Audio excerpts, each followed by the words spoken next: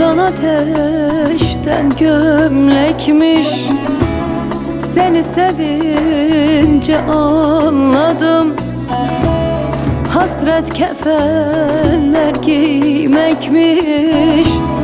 Terk edilince anladım, bir daha ben bu sevdanın yanından bile geçmem.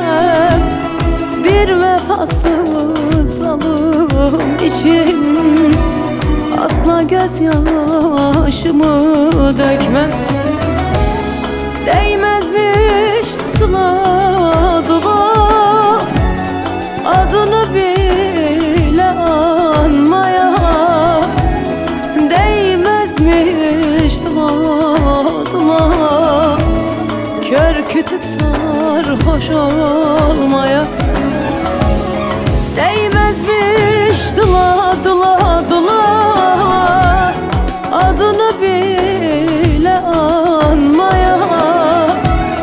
Değmezmiş dıla dıla kör kütük sarhoş olmaya.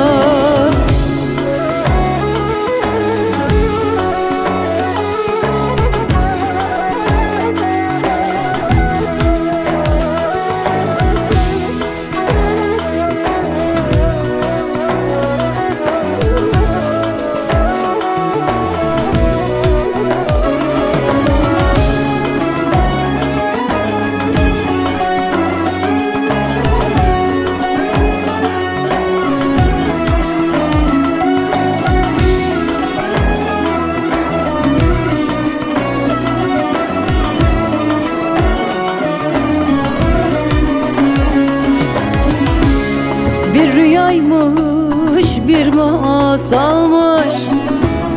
Dıla varsa tüm bunları, sevmek diye bir şey yokmuş. Unut tüm yaşananları. Bir daha ben bu sevdanın yanından bile geçmem. Bir vefasız zalim için asla gözyaşımı dökmem.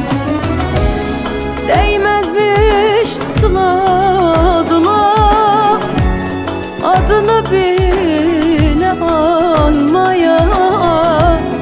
Değmezmiş dıla dıla kör kütük sarhoş olmaya.